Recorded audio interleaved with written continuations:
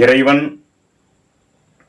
ஒவ்வொருவர் முன்னும் தோன்றி இந்த மந்திரத்தை சொல்பவர்கள் மட்டுமே நீண்ட ஆயுளுடனும் வாழ முடியும் என்றால் 4448 பிணிகளாக இருக்கக்கூடிய பிணிகளை தீர்க்கக்கூடிய, போக்கிடக்கூடிய, வராமல் தடுத்திடக்கூடிய உபதேச மந்திரமாக இதை நாம் எடுத்துக்கொள்ள வேண்டும். நம் கையில் நலம் நம் குழந்தைகளுக்கு வேண்டுமானால் ஒவ்வொரு குழந்தைகளுக்கும் இதை நாம் பராமரிக்க வேண்டும் சொல்லுகின்றார்.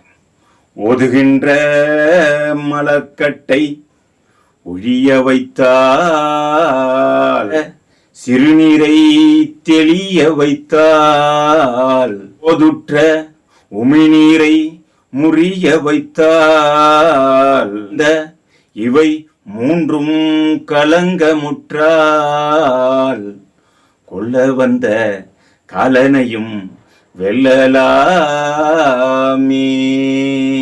சித்தமுடன் நலமாய் சேனலில் உங்களுக்காக சித்த மருத்துவம், ஆசனங்கள், மருந்தில்லா மருத்துவம், பக்தி பாடல்கள், ஆலய தரிசனம் அனைத்தும் ஒரே தளத்தில். வாழ்க வளமுடன். வணக்கம் உலக ஆன்றோர் பெருமக்களே, அனைவரும் இறைவனின் அருளால் நீண்டாயுள், நிறை செல்வம், ஓங்கு புகழ் பெற்று வாழ வேண்டுமாய் எல்லாம் வல்ல இறைவனை வணங்கி வாழ்த்தி,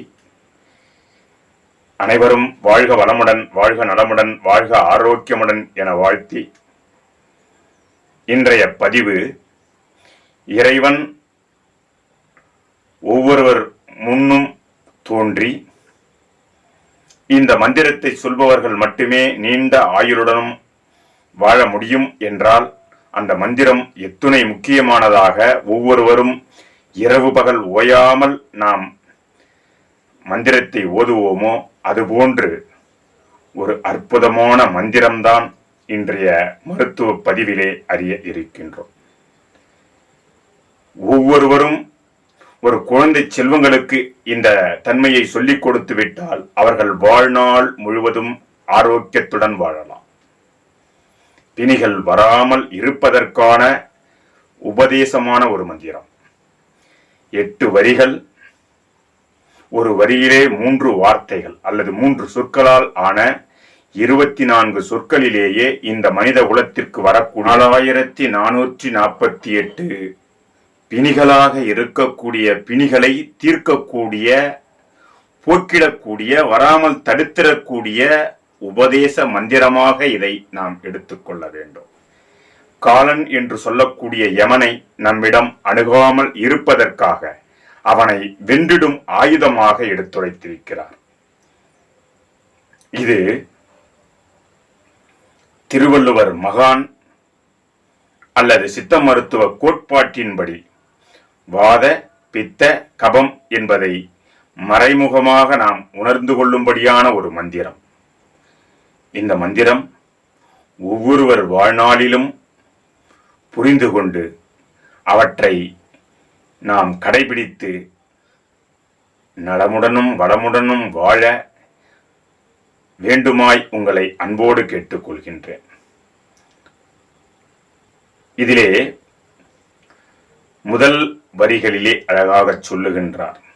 ஓதுகின்ற மலக்கட்டை ஒழிய வைத்தால், உடலில் உள்ள வாதையெல்லாம் ஒடுங்கி போகும். தாதுற்ற சிறுநீரை தெளிய வைத்தால், சடத்தில் உள்ள வேகமெல்லாம் தணிந்து போகும். கோதுற்ற உமிழ்நீரை முறிய வைத்தால், கூட்டில் உள்ள பகையெல்லாம் குலைந்து போகும். கோதடர்ந்த இவை மூன்றும் கலங்கமுற்றால், கொல்ல வந்த காலனையும் வெல்லலாமே.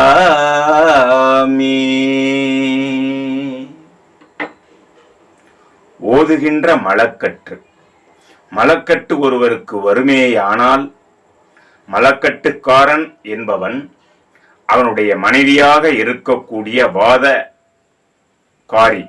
வாதக்காரி மனைவியை நம் உடலுக்குள் அழைத்துக் கொள்வான். இந்த மலக்கட்டுக்கும் வாதக்காரிக்கும் பிள்ளைகளாக இருக்கக்கூடியவர்கள் 60 வகையான வாதப்பிணிகள்.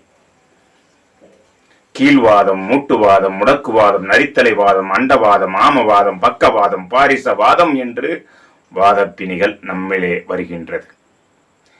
நாம் அப்பொழுது மூட்டு வலிக்கும், கணுவலிக்கும், கால்வலிக்கும் மருத்துவத்தை தேடி அலைகின்றோம். அதற்கான உபாதையை நாடுகின்றோம். ஆனால் நாம் நீக்க வேண்டியது மலக்கட்டை. மலக்கட்டு நீங்கினால் அவர்கள் அந்த மலக்கட்டுக்கும் வாதக்காரிக்கும் பிள்ளைகளாக இருக்கக்கூடிய வாத உபாதைகள் நீங்கிவிடும். இரண்டாவதாக சொல்கிறார், தாதுற்ற சிறுநீரை தெளிய வைத்தால்.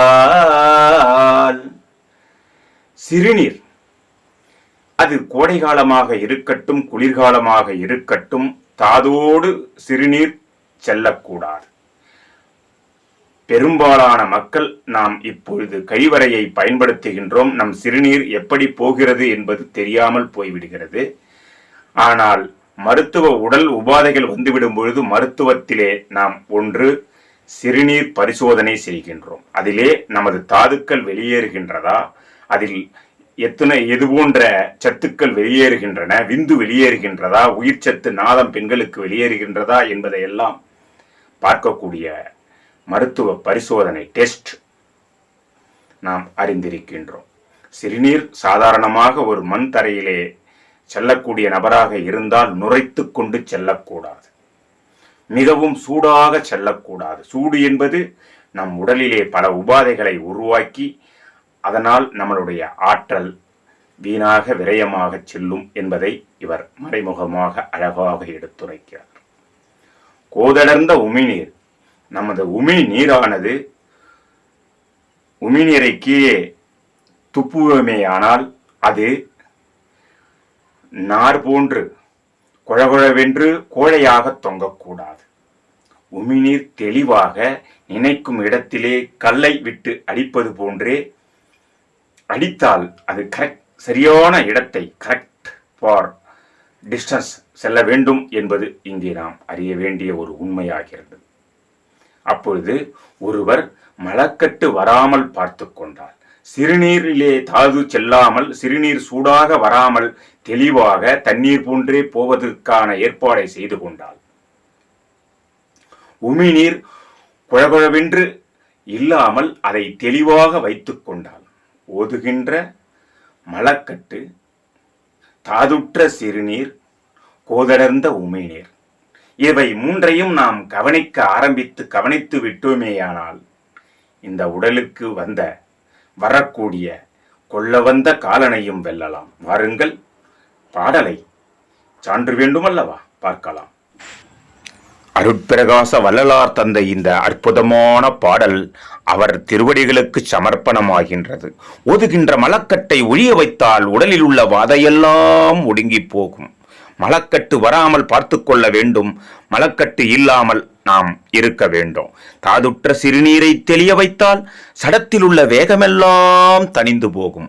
சிறுநீர் சூடாகாமல் தெளிவாக இருக்கும்படியாக தாது வெளியேறாமல் பார்த்து கொண்டாலேயே சடம் என்று சொல்லக்கூடிய இந்த உடலில் வரக்கூடிய எத்துணை வகையான வேகமாக இருக்கக்கூடிய பிணியையும் அது போக்கிவிடும். கோதடர்ந்த உமிழ்நீரை முறிய வைத்தால், உமிழ்நீர் என்பதுதான் இங்கே கபமாக கருதப்படுகிறது. குற்றிலுள்ள பகையெல்லாம் குலைந்து போகும்.